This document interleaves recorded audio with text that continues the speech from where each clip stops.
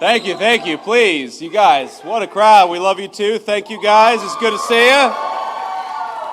It's great to be back in the great state of North Carolina. Thank you all so much for having me. I want to thank, first of all, these incredible law enforcement officers we have behind us. Thank you all for your service and for what you do.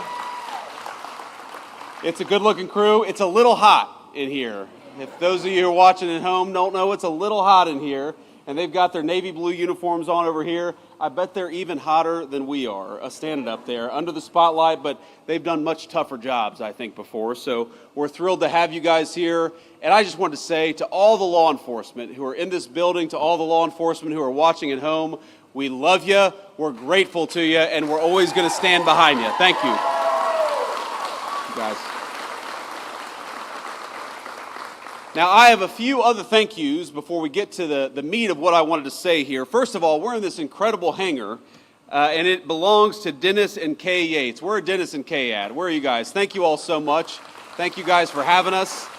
And of course, we're also thrilled to be joined by the hangar's previous owner, Jack Roush. So Jack, thank you so much for building this thing and for having us. It's good to be here.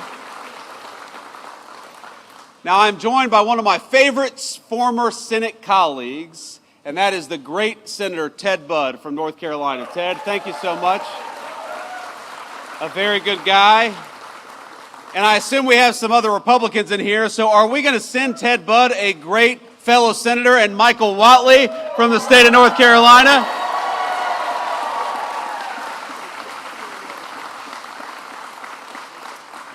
Now, Michael Whatley, I got to know, he was the RNC chair. He was a great friend of me and of the whole administration during the race. But Michael loves the state of North Carolina. He's going to fight for law enforcement. He's going to fight for law and order. He's going to fight for good jobs. He's going to fight for North Carolinians and nobody else. Michael Whatley, God bless you, man. Thank you so much for being here. We've got Congressman Addison McDowell. Addison, where are you? Stand up and be recognized. Thank you, Addison. This is your first term, right? Are you happy what you signed up for? That's good. Okay. Let's be honest, he couldn't say no, even if he wanted to, but he loves serving the great people in North Carolina and Washington. He does a very, very good job. And then I also want to give a shout out to Mark Harris. Mark, where are you? Please, Mark, you're a great guy. Thank you for everything. But I want to just say that being here in North Carolina, we're here to talk about law and order. We're here to talk about law enforcement, and we're here to talk about the basic fact that you all pay your taxes. They go to safe streets and safe cities. You ought to be able to enjoy the places that were built by your tax dollars. You ought to be afraid, the criminals ought to be afraid of you. You ought not be afraid of the criminals. It's very simple. And I think for too long in this country, we actually took the exact wrong approach. We told people that if you were walking down a city street and there was a crazy person over there yelling and screaming at your kids, you ought to walk to the other side of the street rather than possibly be accosted by a violent person. Well, you know what I think?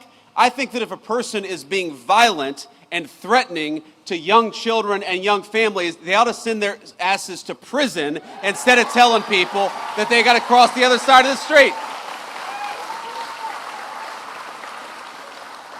Now, and Ted is going to be mad at me. Ted is a good Christian man. He does not cuss. So, Ted, forgive me if I get a little fired up sometimes when I'm talking about this. Look, I've gotten in arguments with people before. You know, a couple years ago, I took my family to New York City. This was when I was in the United States Senate. We spent a few days there. It was a wonderful trip in a lot of ways. But, you know, every time we went to the subway, I'd have one of my kids grabbing onto my leg or afraid because there was a crazy person yelling, hollering, and screaming at a 3-year-old little kid. Why do we live like this? Why do we accept this in our communities? And the answer is because of bad political leadership.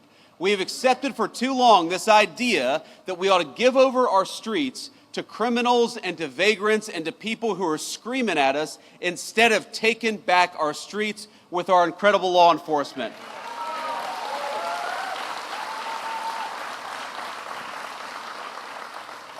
And there are so many things that we can do. You know, in Washington, D.C., the first 2 months that we surged the National Guard, that President Trump surged the National Guard into Washington, D.C., there were no murders.